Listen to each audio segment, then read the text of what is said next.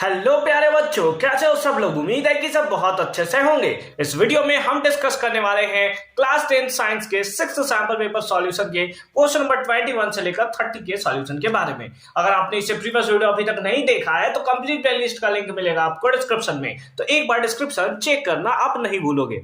चलो question number 21 से start करते हैं। क्वेश्चन नंबर 21 में है अ वाइड कंपाउंड, एक वाइड कंपाउंड है, ठीक है।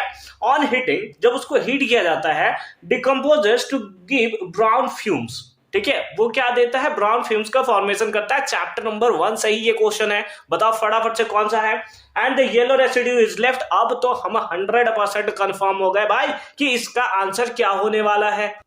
उसके साथ साथ हमें दिया हुआ है कि right the chemical equation for the स्टेटिंग it's type, ठीक है। उसका टाइप बताते बताते आपको सिंपली क्या करना है, केमिकल इक्वेशन देखना है। देखो वाइड कंपाउंड जिसको हीट करने के बाद वो डिकम्पोज करता है, इससे पता चलता है डिकम्पोजिशन रिएक्शन का क्वेश्चन है, ठीक है। To give brown fumes, brown fumes का फॉर्मेशन करता है कौन सा? नाइट्रोजन डाइऑक्साइड का। यानी कि यहां पे आप लिख सकते हो कि क्या वाइड कंपाउंड जो है, व्हाइट कंपाउंड जो है वो है आपका lead nitrate, PbNO3 whole twice, lead nitrate हो गया। ब्राउन फ्यूम्स जो होगा, ब्राउन फ्यूम्स वो कौन सा होगा? दैट इज नाइट्रोजन डाइऑक्साइड, ठीक है। And yellow precipitate, yellow precipitate कौन सा होगा? That is lead oxide. कौन सा होगा? लेड ऑक्साइड, ठीक है। ये उल्टा लिख दिया मैंने। ये आपको क्या होगा? ये आपको येलो रेसिड्यू के फॉर्म में देखने को मिलेगा, ठीक है। इस टाइप से लिख दिया। फिर right the chemical equation, chemical equation लिख दो। तो ये सिंपली क्या होता है? PbNO3 whole twice. ये किस में कन्वर्ट होता है? तो ये कन्वर्ट होगा PbO plus NO2 plus O2 में, ठीक है। तो ये आपका कैसा होगा? व्हाइट कलर का होगा। ये आपका येलो रेसिड्यू देखने को मिलेगा और ये आपको क्या देखने को मिलेगा? दैट इज ब्राउन फ्यूम्स, ठीक है। अच्छी बात है। ये टाइप्स ऑफ द रिएक्शन पूछा हुआ है, सॉरी ये क्या लिख दिया मैंने, यहां पे ऐसा होगा, ठीक है। चलो ठीक है, अच्छी बात है। अब ये अगर आप देखो तो सिंपली कौन सा है? That is thermal decomposition. कौन सा रिएक्शन है? That is thermal decomposition. क्यों? क्योंकि जब इसको हम लोग हीट करते हैं ना, हीट करने पे डिकम्पोज हो रहा है ना, तो ये हो जाएगा क्या? थर्मल डिकम्पोजिशन, ठीक है। आई होप ये कॉन्सेप्ट आपको एकदम तबाही तरीके से समझ में आया होगा कि कैसे हमने इसको सॉल्व किया है। फर्दर मूव करते हैं क्वेश्चन नंबर 22 में और उसका भी सॉल्यूशन देखते हैं। क्वेश्चन नंबर 22 देखो क्या है। Ibrahim applied sodium hydroxide to the lustered divalent element M, ठीक है। M एक कोई आपका मेटल है, ठीक है। डाइवैलेंट मेटल है, यानी कि इसका वैलेंसी कितना है? 2 है ना। इसका अगर हम लोग वैलेंसी देखें तो वैलेंसी कितना है? क्योंकि मेटल है तो +2 है, ठीक है। चलो अच्छी बात है, आगे देखो। In the reaction mixture he saw bubbles beginning to form.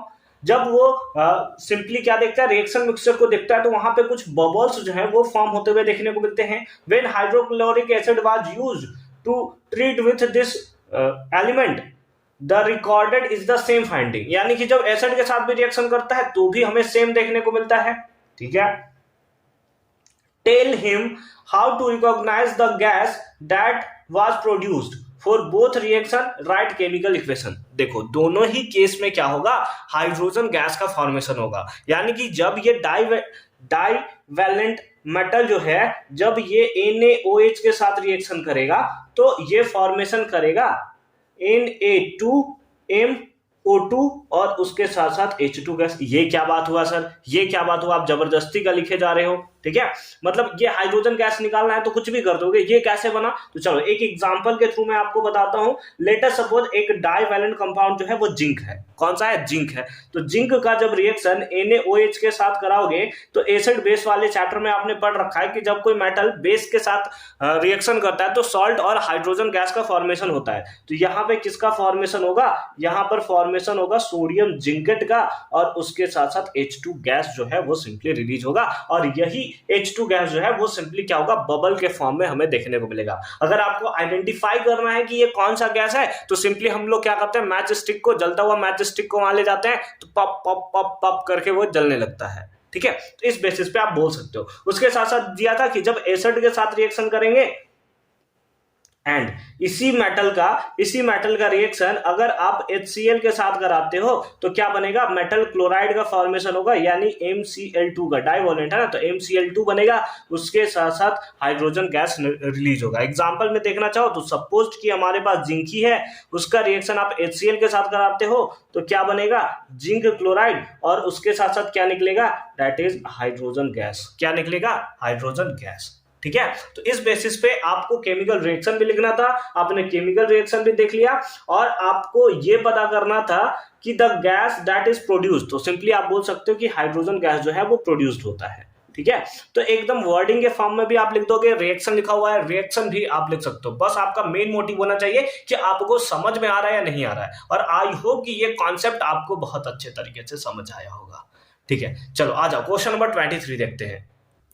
Question number 23 देखो क्या है, on what factor does the colour of scattered light depend, यानी कि किस किस फैक्टर पे जो स्कैटर्ड लाइट जो होता है वो डिपेंड करता है। सिंपली इसके बारे में आपको बताना, जैसे आपको क्या है, रेड लाइट बहुत दूर से दिखाई देता है, और उसी टाइप से वायलेट देखो तो उसको दूर से देखने में बहुत ज्यादा प्रॉब्लम होता है, तो वो आखिर डिपेंड किस पे करता है, तो सिंपली लिखेंगे it depends upon the size of, it depends upon the size of scattering particle, है ना, ये किस पे डिपेंड करेगा, तो साइज ऑफ स्कैटरिंग पार्टिकल पे सिंपली डिपेंड करेगा, यानी कि पार्टिकल जितना छोटा होगा उसका वेवलेंथ उतना छोटा होगा। ठीक है, जैसे एग्जांपल में अगर हम लोग देखें तो हम लोग बोल सकते हैं कि अगर हमारे पास स्मॉल साइज पार्टिकल है ना, स्मॉल साइज पार्टिकल है, और स्मॉल साइज पार्टिकल में आप किसको बोल सकते हो, जैसे आप एग्जांपल ले लो वायलेट का, है ना, वायलेट है तो उसका क्या होगा, सिंपली स्मॉलर वेवलेंथ हमें देखने को मिलेगा। कैसा वेवलेंथ मिलेगा, तो सिंपली आप बोल सकते हो कि स्मॉलर वेवलेंथ हमें देखने को मिलेगा। ठीक है, यानी कि वो क्या करेगा, कम स्कैटर करेगा। ठीक है, अगर हम लोग देखें, मतलब इसका क्या होगा, स्मॉलर वेवलेंथ होगा, शॉर्टर वेवलेंथ हमें देखने को मिलेगा। जबकि आप अगर देखो कि अगर आपका लार्जर साइज पार्टिकल है, लार्जर साइज्ड पार्टिकल है, जैसे कि एग्जांपल में आप ले सकते हो रेड, तो उसका क्या होगा, उसका हमें लार्जर वेवलेंथ भी देखने को मिलेगा। क्या है, लार्जर वेवलेंथ भी देखने को मिलेगा। ठीक है, जैसे आप सिंपली देख सकते हो कि अगर कोई दूर में अगर आप छोटा सा पत्थर रखा हो तो आपको नहीं दिखाई देता, लेकिन वही पहाड़ हो तो बहुत दूर से दिखाई देता है। मतलब डिपेंड क्या करता है कि उसका साइज कितना है, उस पर सिंपली वो डिपेंड करता है। ठीक है, चलो आई होप कि ये कॉन्सेप्ट भी आपको एकदम अच्छे तरीके से समझ में आया होगा। इसके और वाले पार्ट में भी एक क्वेश्चन है तो उसे भी देख लेते हैं। और वाले पार्ट में सिंपली हमें दिया हुआ है कि व्हाट वुड हैपन, क्या होगा if danger light were blue, अगर हम लोग डेंजर लाइट को रेड हटाकर ब्लू कर दे तो इन कलर। ठीक है, जस्टिफाई योर आंसर, उसके साथ साथ अपने आंसर को जस्टिफाई करना है। तो सिंपल फॉर्म में बोल सकते हैं कि अगर कलर हमारा ब्लू हो गया ना तो ये सिंपली इजिली स्कैटर कर दिया जाएगा, डस्ट के थ्रू बोल सकते हैं, स्मोक के थ्रू बोल सकते हैं, या फिर छोटे छोटे गैसेस पार्टिकल्स हैं उसके थ्रू भी हम लोग बोल सकते हैं कि इजिली स्कैटर हो जाएगा और दूर से हम लोग उसको नहीं देख सकते हैं। तो बस इसी चीज को हमें यहां पे लिखना है, तो चलो लिख लेते हैं इसे भी। तो सिंपली आप आंसर लिख सकते हो कि if danger light were blue in colour, अगर डेंजर लाइट कैसा होगा, ब्लू होगा कलर में, तो वो सिंपली क्या होगा, इजिली स्कैटर्ड हो जाएगा स्मोक से, डस्ट से और अदर फाइन पार्टिकल जैसे गैसेस पार्टिकल्स हो गए जो एटमॉस्फेयर में प्रेजेंट है, जिसके कारण से सिंपली क्या होगा कि अगर बहुत ज्यादा डिस्टेंस है तो डिस्टेंस से आप इसको नहीं देख सकते हो, तो वैसे केसेस में क्या होगा कि एक्सीडेंट का ज्यादातर केस हमें देखने को मिल सकता है। इसीलिए हम लोग क्या करते हैं, रेड को प्रेफर करते हैं। ठीक है, अच्छी बात है। तो यहाँ पे और वाला पार्ट भी हमारा कंप्लीट होता है। फर्दर मूव करते हैं क्वेश्चन नंबर 24 में और उसका भी सॉल्यूशन देख लेते हैं। क्वेश्चन नंबर 24 देखो क्या है, variation are beneficial to the species but not necessarily for the individual, justify, यानी वेरिएशन जो है वो किसी स्पीसीज के लिए बेनिफिशियल है बट ऐसा कुछ नहीं है कि वो नेसेसरी है किसी इंडिविजुअल के लिए, इस बात को हमें जस्टिफाई करना है। तो सिंपली आप इसका आंसर कर सकते हो कि आंसर में जैसे ये 2 मार्क्स का है तो 2 पॉइंट में सिंपली आप इसको बता दो। ठीक है, क्या, इट गिव्स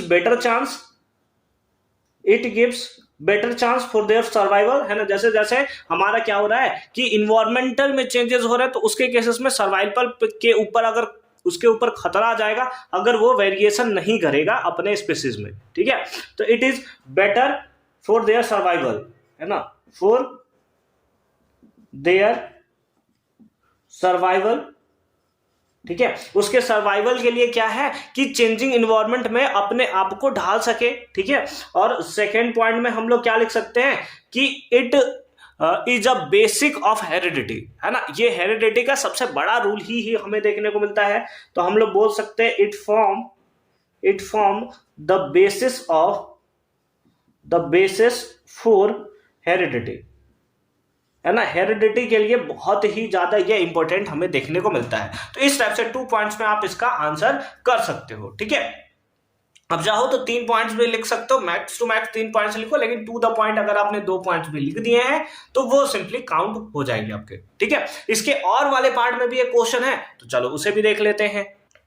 और वाले पार्ट में देखो क्या है, और वाले पार्ट में 2 क्वेश्चन है, ए और बी करके, यानी कि दोनों एक एक नंबर के क्वेश्चन आपको देखने को मिलेंगे।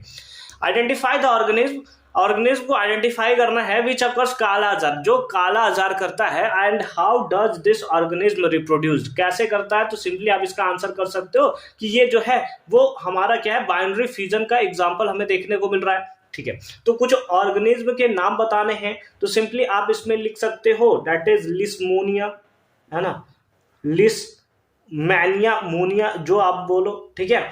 फिर उसके बाद क्या है कि ये हमारा जो है ऑर्गेनिज्म जो है वो काला आजार जो है उसके कारण सिंपली हमें देखने को मिलता है। Identify the organism which causes काला आजार, ठीक है।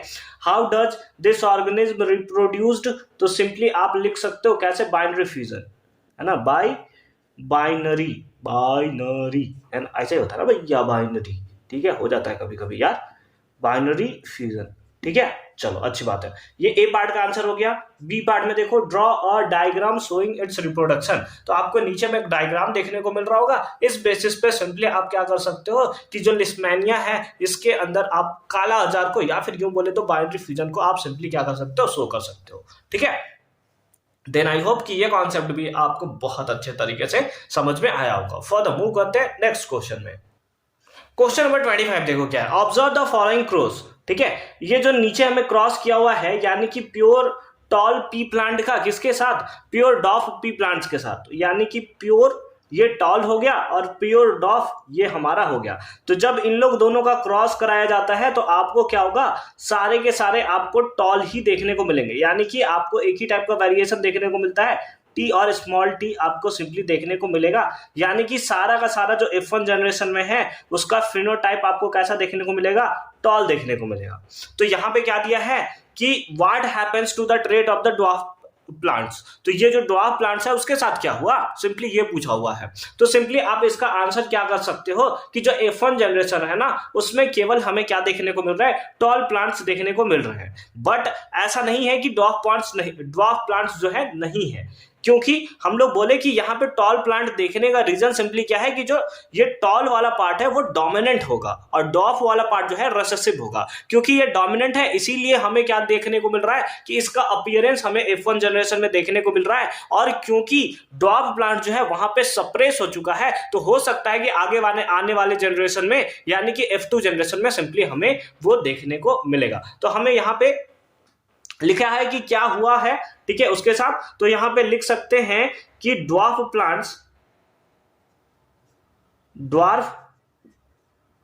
प्लांट्स या ड्वार्फ ट्रेड्स इज बीइंग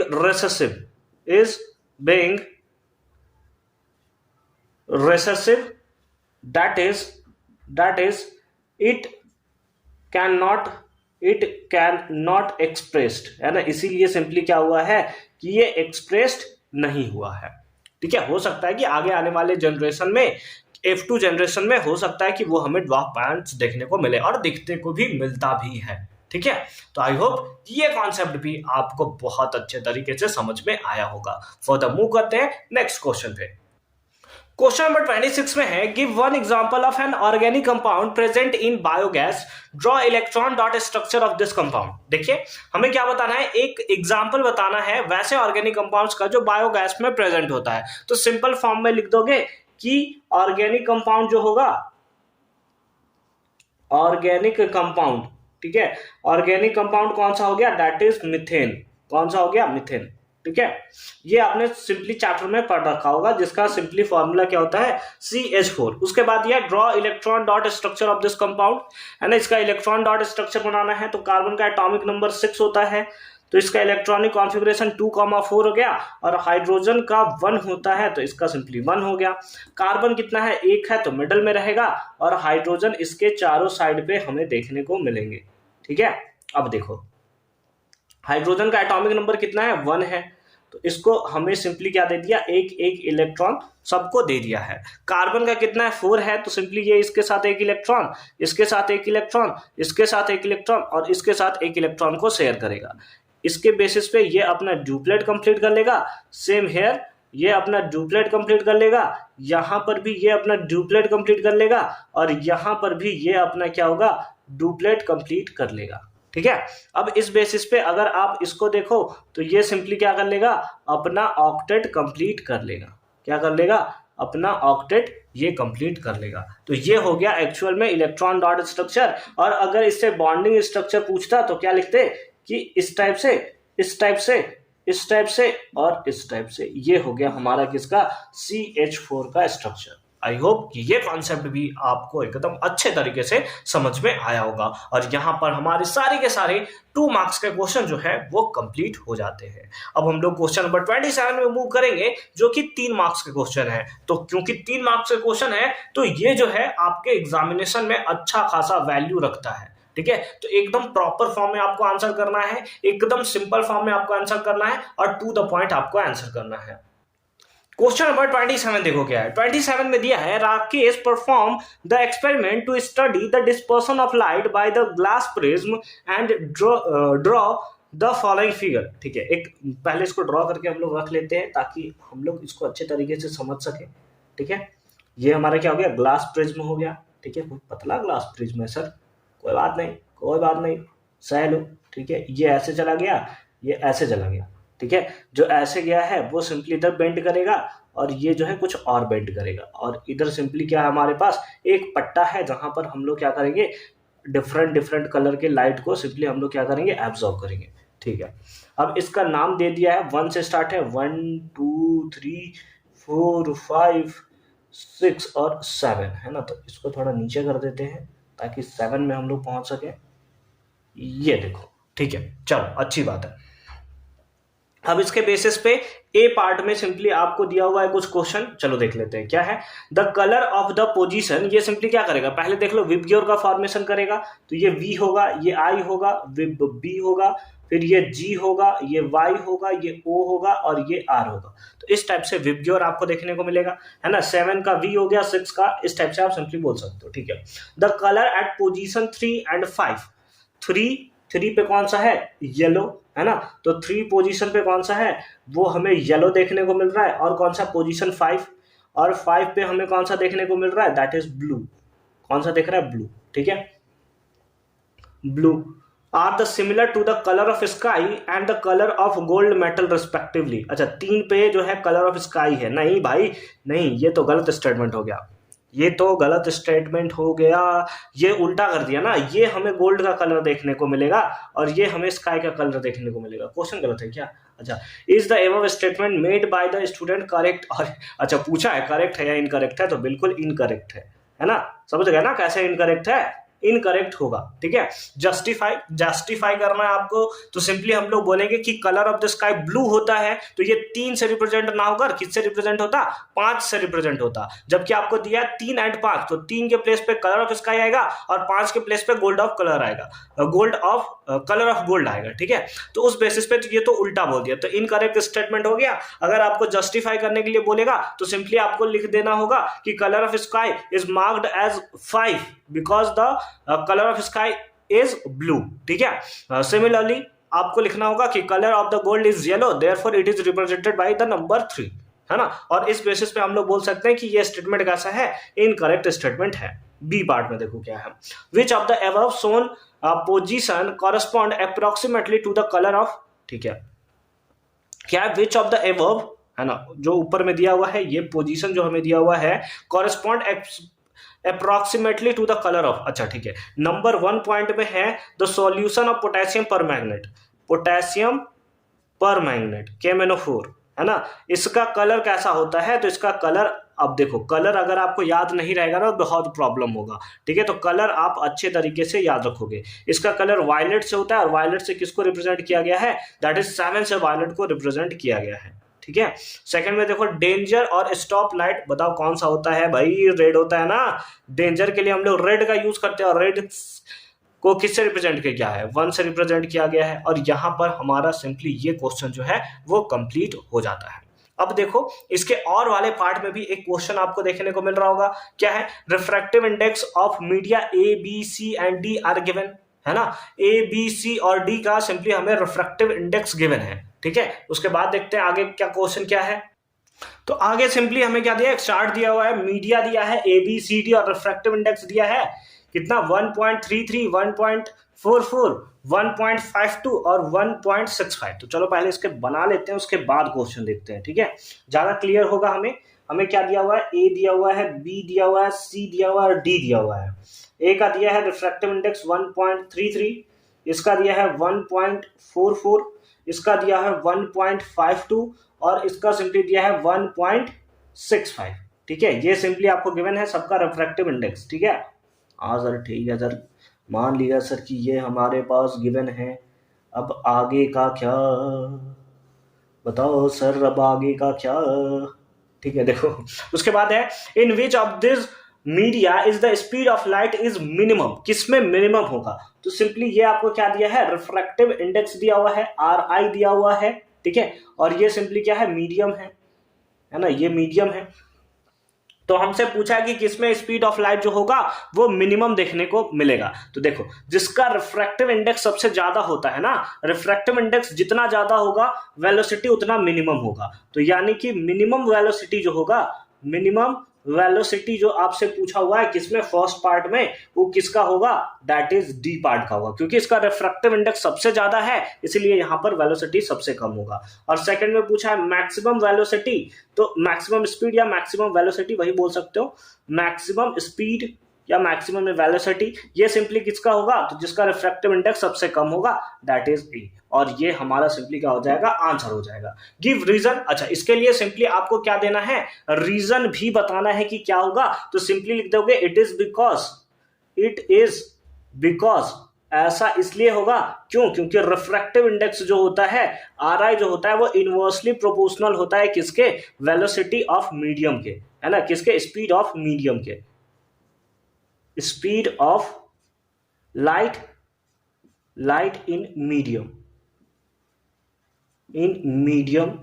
है ना। यानी कि क्या होगा, सिंपली ये इनवर्सली प्रोपोर्शनल होगा। इनवर्सली प्रोपोर्शनल मतलब स्पीड ऑफ लाइट, जैसे रिफ्रैक्टिव इंडेक्स हमारा बढ़ा तो स्पीड ऑफ लाइट क्या होगा, डिक्रीज करेगा, ठीक है। उसके साथ साथ कुछ और दिया हुआ है, क्या, find the refractive index of media A with respect to media B, है ना। यानी कि मीडिया A का सिंपली आपको मतलब फॉर्मूला यहाँ पे सिंपली हमें लिखना है।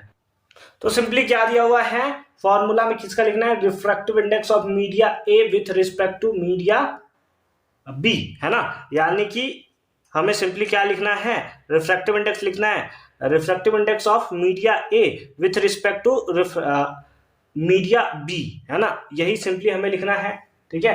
Refractive index of media A with respect to media B, तो यहाँ पे सिंपली हम लोग दिए NBA, ठीक है। इस टाइप से आप फॉर्मूले को सिंपली क्या कर सकते हो, डिनोट कर सकते हो, या यू बोले तो आप लिख सकते हो, ठीक है। तो आई होप कि ये क्वेश्चन भी आपको एकदम अच्छे तरीके से समझ में आया होगा। अब फिलहाल हम लोग मूव करते हैं क्वेश्चन नंबर 28 में और उसका भी सॉल्यूशन देखते हैं।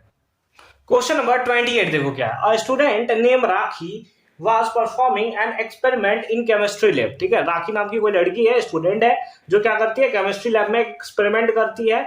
The following diagram show the reaction of the zinc granules with dilute sulfuric acid and testing hydrogen gas by burning, है ना। ये क्वेश्चन जो है वो NCERT का क्वेश्चन है, सिंपली फिगर आपको देखने को मिल रहा है, ठीक है। चलो क्या है कि जिंक ग्रेनुअल्स में सिंपली क्या कर रहा है, एसिड मिला रही है, ठीक है, तो क्या होगा, सॉल्ट का फॉर्मेशन होगा और हाइड्रोजन गैस रिलीज होगा। तो वही हाइड्रोजन गैस हो रहा है, वहां पे बर्निंग कैंडल ला रही है, तो ये सिंपली पॉप पॉप का साउंड उसे सुनाई देगा। ठीक है, what would happen if following changes are made. ठीक है, अगर वो फॉलोइंग चेंजेस करती है तो क्या देखने को हमें मिलेगा। इन प्लेस ऑफ जिंक ग्रैन्युअल्स, जो हम लोग जिंक ग्रैन्युअल्स का यूज कर रहे हैं उसके प्लेस पे a big piece of zinc is taken. एक जिंक का बड़ा पीस अगर हम लोग रखेंगे तो उससे क्या हो जाएगा कि जो सरफेस एरिया जो होगा, सरफेस एरिया जो होगा वो सिंपली क्या हो गया, इंक्रीज हो गया, है ना, सरफेस एरिया इंक्रीज हो गया। जैसे जैसे सिंपली क्या था, पहले जिंक जो था पाउडर्ड फॉर्म में था, ऐसे था, जिंक का ग्रेनुअल्स था, तो ये रिएक्शन जो है बहुत फास्ट करता था।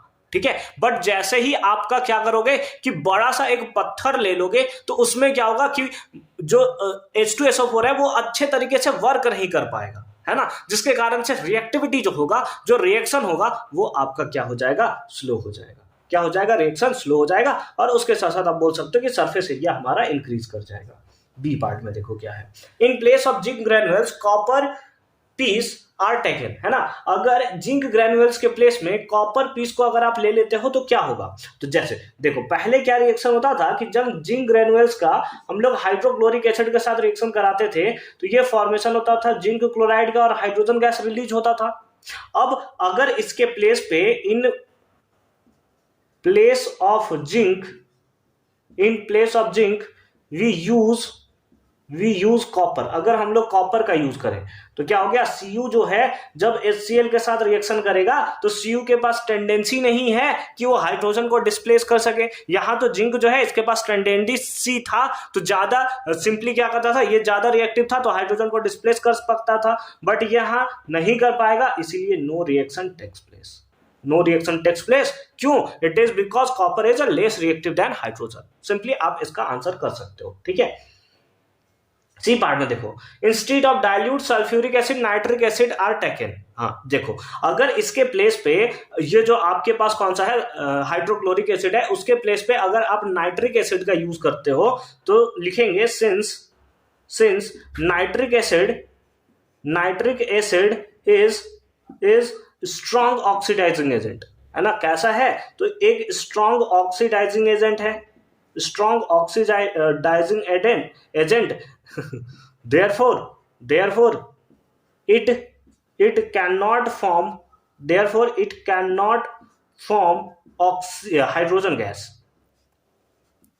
है ना, ये क्या करेगा, हाइड्रोजन गैस का फॉर्मेशन नहीं करेगा, जबकि क्या करेगा, H2 को H2O में यानी कि वाटर में कन्वर्ट कर देगा, और कुछ गैसेस जैसे कि NO2 हो गए, NO हो गए, H2O हो गए, इस टाइप्स के गैसेस जो है होगा सिंपली उसको ये रिलीज करेगा। तो इसको भी आप एक प्रॉपर फॉर्म में आंसर कर सकते हो। ठीक है, चलो, आई होप कि ये कॉन्सेप्ट भी आपको एकदम अच्छे तरीके से समझ में आया होगा। तीनों के तीनों क्वेश्चन है, 3 क्वेश्चन है, और तीनों के तीनों 1 मार्क्स के क्वेश्चन है। क्यों, क्योंकि हमें ये टोटल 3 मार्क्स के क्वेश्चन देखने को मिल रहा है। ठीक है, फर्दर मूव करते हैं क्वेश्चन नंबर 29 में। क्वेश्चन नंबर 29 देखो क्या है, identify the type of reaction in the following statement and define each of them, है ना, यानी कि हमें सबसे पहले टाइप ऑफ रिएक्शन को आइडेंटिफाई करना है, उसके बाद हर एक स्टेटमेंट को सिंपली हमें क्या करना है, मतलब डिफाइन भी करना है। ठीक है, चलो ठीक है, क्या है डाइजेशन ऑफ फूड। जो डाइजेशन ऑफ फूड जो है वो सिंपली हमें कैसा देखने को मिलता है, क्योंकि इसमें जो कॉम्प्लेक्स मॉलिक्यूल्स है वो सिंपलर मॉलिक्यूल्स में क्या होता है, ब्रेक हो जाता है। तो एक कॉम्प्लेक्स मॉलिक्यूल्स का सिंपलर मॉलिक्यूल्स के फॉर्म में टूटना क्या होता है, डिकम्पोजिशन रिएक्शन। तो सिंपली इसको हम लोग लिख देंगे, कौन सा रिएक्शन होगा, दैट इज डिकम्पोजिशन रिएक्शन, है ना। और हर एक केस में आपको डिफाइन भी करना है, तो आप डिकम्पोजिशन रिएक्शन को डिफाइन कर सकते हो। अ reaction in which single reactant decomposed into 2 and more than 2 compounds is called decomposition reaction। ठीक है, इस बेसिस पे सिंपली आप बोल सकते हो, या फिर डाइजेशन ऑफ फूड के टर्म में अगर आपको बोलना है तो सिंपली आप लिखोगे कि it is a reaction in which a single compound breaks into 2 और मोर न्यू कंपाउंड्स। ठीक है, इस फॉर्म में आप बता सकते हो। ठीक है, चलो अच्छी बात है।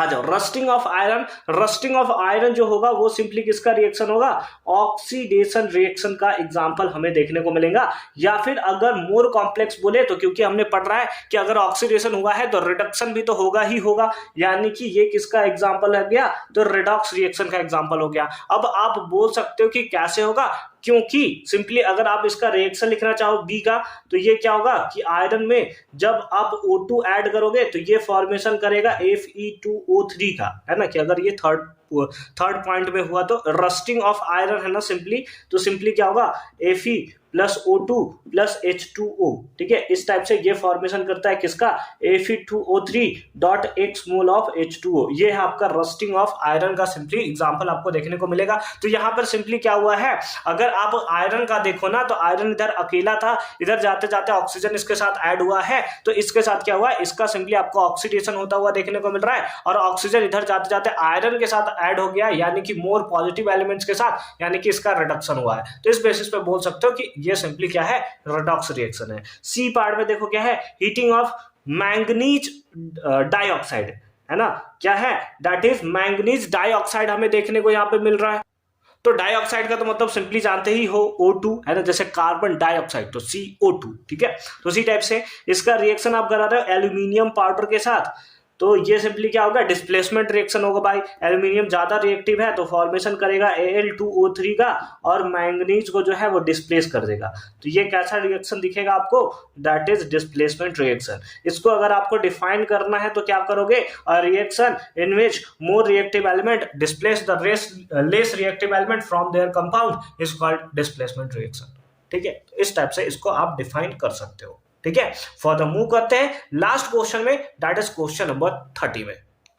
क्वेश्चन नंबर 30 देखो क्या है, study the following circuit and answer the question that follow, ठीक है। एक सर्किट दिया है जिसमें वोल्टेज है आपका सिंपली कितना, 5 वोल्ट, एमीटर लगा हुआ है, 2 रेसिस्टेंस दिया है जो कि पैरेलल में आपको दिखने को मिल रहा है, 10 ओम और 15 ओम का है, और एक आपका क्या दिख रहा है, स्विच दिख रहा है जो कि क्लोज्ड है ना, क्लोज्ड सर्किट है सिंपली ये आपका।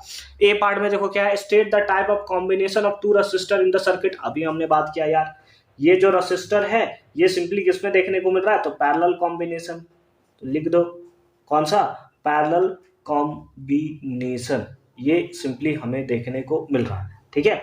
ये किसका पार्ट हो गया, दैट इज ए का सिंपली ये पार्ट हो गया। बी पार्ट में देखो क्या है, बी पार्ट में दिया है how much current is flowing through the 10 ohm and 15 ohm resistor. देखो 10 ओम और 15 ओम जो है वो पैरेलल में है। अगर हम लोग बात करें सीरीज कॉम्बिनेशन में, तो सीरीज कॉम्बिनेशन में करंट सेम होता है, बट पैरेलल कॉम्बिनेशन अगर हमारे पास है, ठीक है, तो वैसे केसेस में करंट जो होगा वो हमारा अलग अलग देखने को मिलेगा, ठीक है। तो अब बात करते हैं फर्स्ट वाले के लिए कि जब रेसिस्टेंस आपका कितना है, 10 ओम दिया हुआ है, और वोल्टेज आपको पता है कितना है, दैट इज 5 वोल्ट आपको देखने को मिल रहा है। तो सिंपली आपको क्या निकालना है कि हाउ मच करंट लगाओगे, सिंपली लिखोगे V इक्वल्स टू IR, ठीक है। IR कैसे, तो ओहम्स लॉ से, ओम्स लॉ के अकॉर्डिंग सिंपली ये होगा।